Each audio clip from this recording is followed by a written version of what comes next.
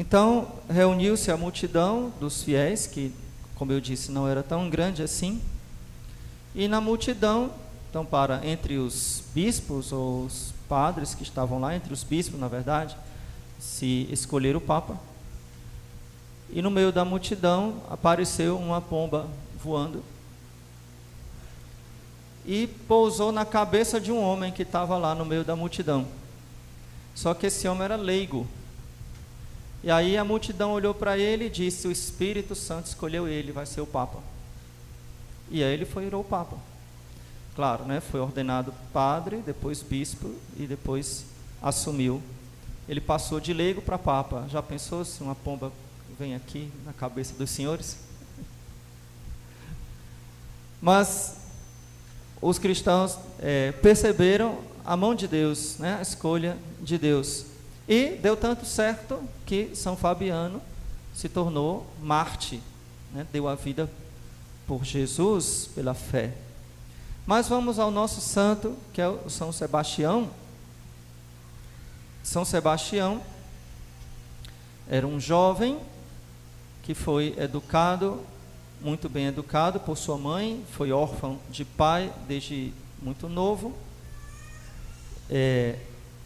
e ainda muito jovem, como era costume, ainda é hoje, né? Entrou no exército. Então, como ele era muito inteligente, muito cheio de dons, muito capaz, ele foi subindo nos cargos do exército de Roma, que é os famosos legiões romanas, que nós vemos nos filmes, né? Aquelas coisas bonitas e importantes, treinados para a guerra. E São Sebastião, ainda muito jovem, foi subindo nos cargos, até que ele converteu-se e os seus colegas, muitos colegas, né, denunciaram ele ao imperador. O imperador na época era Diocleciano. Diocleciano foi um dos mais cruéis perseguidores dos cristãos. A religião católica era proibida e quem fosse descoberto católico era morto. E morto da pior forma possível, torturado. Então, o jovem Sebastião foi denunciado e o imperador viu aquilo como uma traição. Como é que pode que um soldado meu se torna cristão, acredita em Cristo? Isso é o fim da picada, isso é um absurdo. Então mandou amarrar São Sebastião numa árvore e que ele fosse morto por flechadas. Então eu, quando era jovem, olhava a imagem de São Sebastião e achava que esse tinha sido o martírio de São Sebastião. Vocês estão achando que foi também ou não? Não foi, né? São Sebastião não morreu dessas flechadas, mas parecia que tinha morrido. Ele ficou agonizando e parecia que estava morto. Então, pessoas muito piedosas e muito corajosas, mulheres muito corajosas naquela época, recolhiam os corpos dos martirizados. Precisava de coragem, porque se ela estava recolhendo, ela era cristã, então ela podia também ser presa e também ser morta, né? Então, uma senhora muito piedosa que passou, foi escondida, né? Depois de algum tempo, recolheu o corpo de São Sebastião, que estava preso na árvore. Quando pegou o corpo dele, viu que ele estava vivo. Ela levou para casa e curou as feridas dele, né? Tratou das feridas dele e ele se recuperou. Então, por isso que eu digo, né? Esse não foi o martírio de São Sebastião, apesar de ser a parte que a gente mais destaca. Essa é a imagem dele, né? E ele curado, o conselho que ele recebeu foi: meu filho, agora se esconda, porque você já foi flechado. Então, agora você fuja, se esconda, porque se o imperador descobrir que você está vivo, você vai ser perseguido de novo. E ele disse: de jeito nenhum, eu vou lá. E aí ele foi lá, se apresentou ao imperador e disse: majestade, eu sou cristão, o senhor tentou me matar? estou vivo aqui, ó. O imperador ficou muito furioso, aí mandou matar ele de verdade, assim, né? Certifiquem-se que ele agora morra.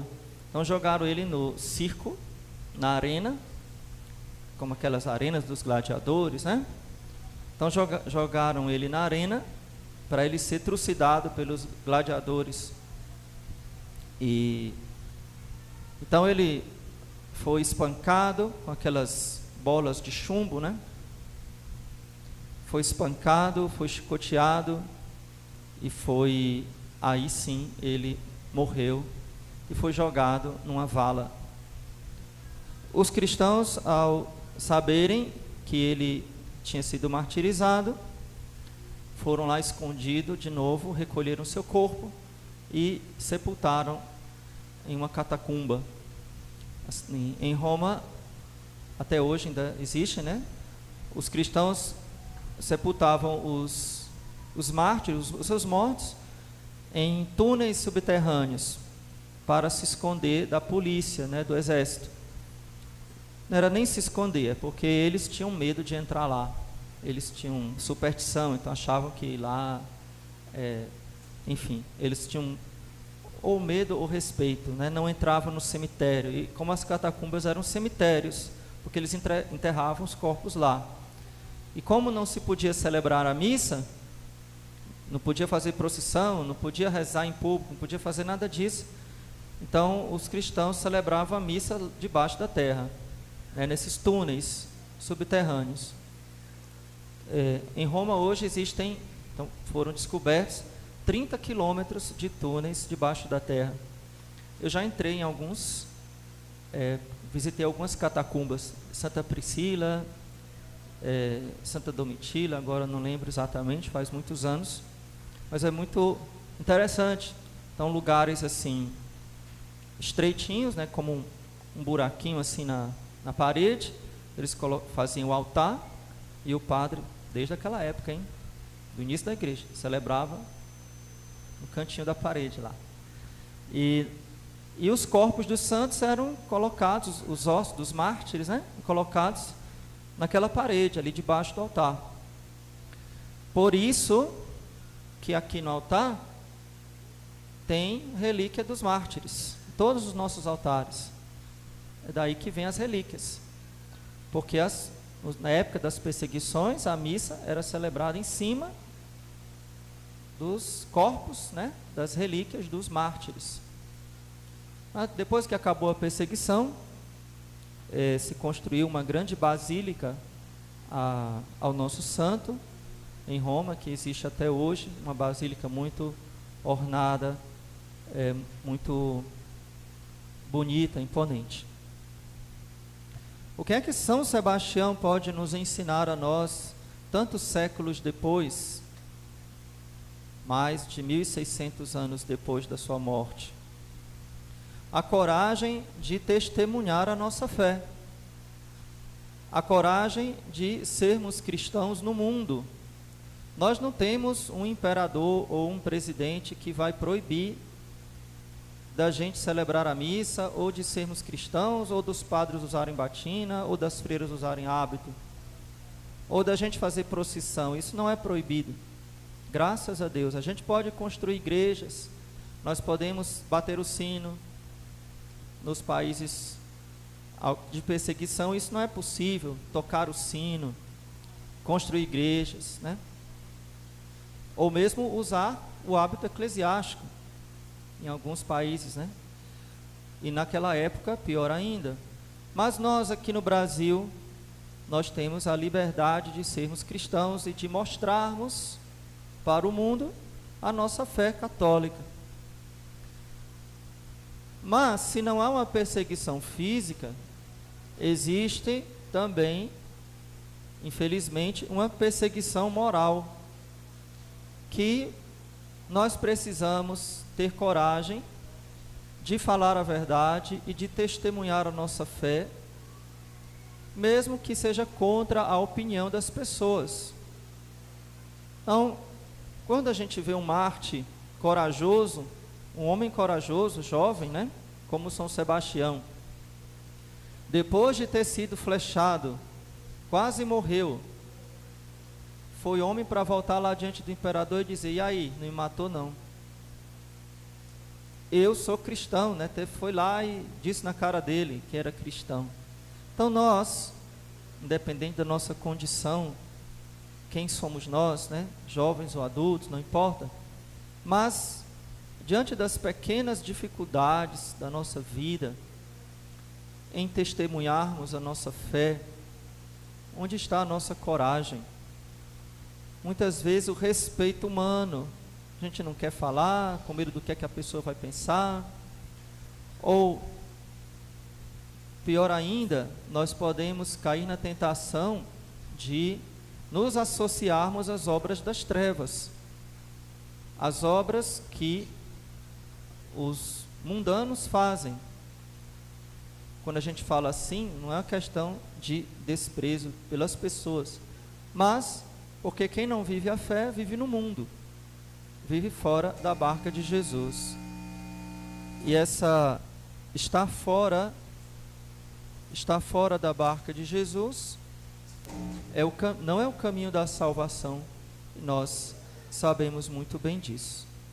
Então, queridos fiéis, peçamos ao nosso mártir, nosso santo, São Sebastião, aqui também hoje, lembrando São Fabiano, que também foi mártir, né? Eu não contei a história dele, mas que também deu a vida por Jesus, e todos os santos, mártires ou não, que deram a vida por Jesus, tiveram coragem de enfrentar no mundo as dificuldades, não tiveram vergonha de serem cristãos, não tiveram vergonha de testemunhar a sua fé, e não se misturaram nas suas obras. Preste atenção no que eu estou falando, né? Não é que a gente agora vai viver num gueto e não vai falar com as pessoas, não. Nós precisamos ser fermento na massa. Estamos na escola, no trabalho e na família, misturado com pessoas que não seguem a igreja. Mas nós não vamos fazer as mesmas coisas que eles, é isso que eu digo, né? São Sebastião, ele não tinha uma placa assim na testa dizendo: sou cristão, sou católico. Ele não andava com a cruzinha no pescoço. Por que foi que os amigos dele denunciaram ele? Vocês sabem por quê? Porque pelo comportamento dele descobriram que ele era católico. Não se sabe como foi, mas eu já imagino o que é que se passa na conversinha de soldado. E como era São Sebastião, que não ia, talvez, para os mesmos lugares que eles iam, para as mesmas festas que eles faziam, e nem achava graça das piadas que eles diziam. A gente pode imaginar um grupo de soldados como é que é. Então, ele não falou: eu sou católico, vou para a missa todo domingo, rezo todo dia. Mas os colegas dele perceberam. E aí, por raiva, porque ele não estava de acordo, denunciaram ele para o imperador. Então, é o nosso comportamento que nos denuncia, no bom sentido, né? O nosso comportamento deve fazer com que as pessoas percebam que tem algo em nós de muita fé. A nossa maneira de falar, a nossa maneira de nos vestirmos, as coisas que nós vemos nos meios de comunicação, né? Seria um absurdo se a gente compartilhasse. Às vezes a pessoa fala para mim uma coisa que está todo mundo vendo, né? Eu não sei. É graças a Deus que eu não sei, né? Graças a Deus. Então a gente não tem que ficar por dentro dessas modinhas aí, não. Tem muita modinha e muita coisa que é indecente, né? Que é imodesto, que não é digno de um filho de Deus. Então nós preservarmos esta dignidade. Nós somos filhos de Deus, queremos viver como filhos de Deus, queremos nos comportar como filhos de Deus, queremos ser reconhecidos pelo mundo, pela nossa fé, sem vergonha, sem medo, sem respeito humano. E o nosso testemunho pode ser instrumento de conversão para muitas pessoas. Queira Deus. São Sebastião, rogai por nós. Em nome do Pai, do Filho e do Espírito Santo. Amém.